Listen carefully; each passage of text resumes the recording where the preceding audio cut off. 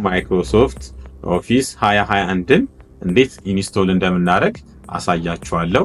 ማይክሮሶፍት ወርድን፣ ማይክሮሶፍት ኤክሴልን፣ ማይክሮሶፍት ፐብሊሸርን፣ ማይክሮሶፍት ፓወርፖይንትን፣ ማይክሮሶፍት አክሰስን እነዚህን የማይክሮሶፍት ኦፊስ ሶፍትዌሮችን እንዴት ነው የምንጭነው የሚለውን እናያለን። እዚሁ ላይ ከመጫናችን በፊት ማይክሮሶፍት ወርድ በዋነኝነት በሁሉም ቦታ ላይ በሚባል ደረጃ አይዲያችንን ሐሳባችንን በጽሁፍ ለመግለጽ የምንጠቀመው ማይክሮሶፍት ወርድ ላይ ነው። ማይክሮሶፍት ኤክሴል ላይ ደግሞ ካልኩሌት የሚደረጉ ነገሮች ሁሉንም ካልኩሌት የምናደርግበት ነው ማለት ነው። ማይክሮሶፍት ፐብሊሸር ላይ ደግሞ ፐብሊሽ የሚደረግ ነገር ካለን ለምሳሌ እንደ ቢዝነስ ካርድ ወይ ደግሞ ሌሎች ባነሮች ወይ ደግሞ ቢሮአችን ላይ መስራት የምንፈልጋቸውን ስራዎች እንዳለ ፐብሊሽ የሚደረጉ ነገሮችን ማይክሮሶፍት ፐብሊሸር ላይ እንዴት ነው የሚለውን እንማራለን ማለት ነው። ሌላው ደግሞ ፕሬዘንቴሽን ቢኖርብን ማይክሮሶፍት ፓወርፖይንት ላይ ነው የምንጠቀመው ማለት ነው። ሌላው እንደ ዳታቤዝ አይነት ማይክሮሶፍት አክሰስ ላይ እንሰራለን ማለት ነው። እኔ ዛሬ የማሳያችሁ ማይክሮሶፍት ኦፊስ 2021 ነው። እናንተ ማይክሮሶፍት 27 ሊሆን ይችላል ወይ ደግሞ 2010ም ሊኖራችሁ ይችላል።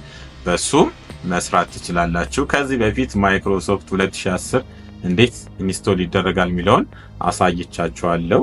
አሁን ደግሞ ማይክሮሶፍት ኦፊስ 2021ን እንዴት ኢንስቶል እንደምናደርግ አሳያችኋለሁ። ሌትስ ጎ። እሺ፣ በቅድሚያ ምንድነው የምናደርገው? ስኪል ማሰልጠኛ ተቋም ሚል የቴሌግራም ቻናል አለ። ወደዛ ነው የምንሄደው። ወደ ቻናሉ ከገባን በኋላ እዚህ ጋር ማይክሮሶፍት ኦፊስ 2021 ሚል አለ። እሱን ዳውንሎድ እናደርጋለን ማለት ነው።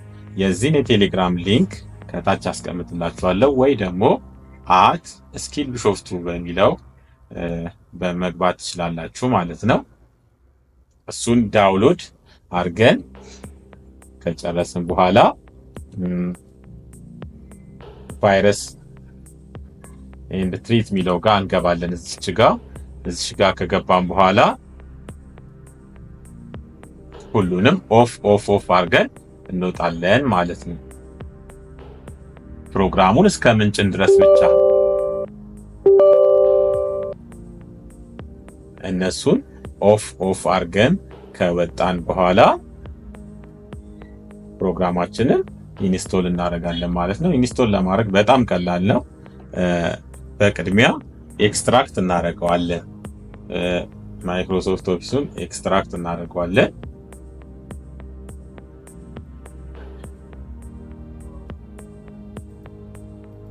ኤክስትራክት ካደረግን በኋላ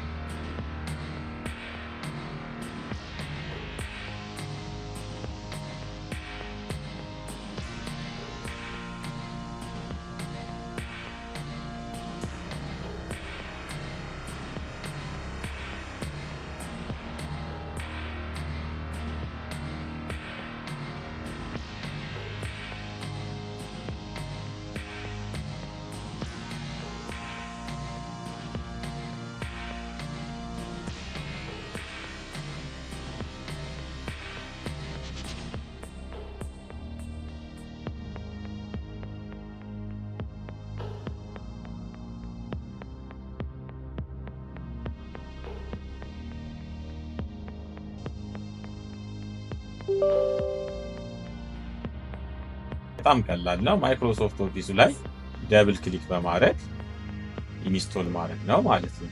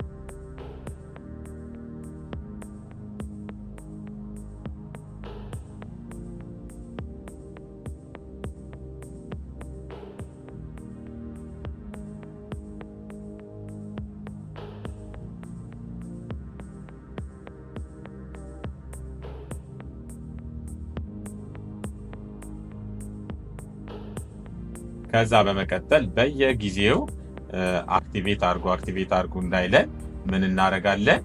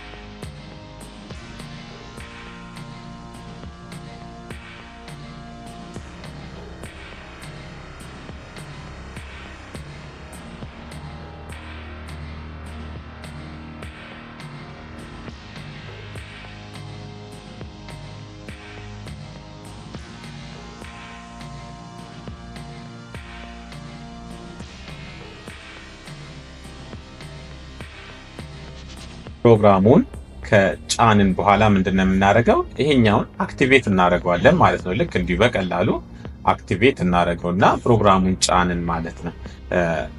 ቀጣይ እያንዳንዱ ላይ በጥልቀት የተዘራ ቪዲዮዎች አሉ። እነሱን እንማራለን ማለት ነው። ስለተከታተሉ እናመሰግናለን። ሰላም ሁኑ። ቻው።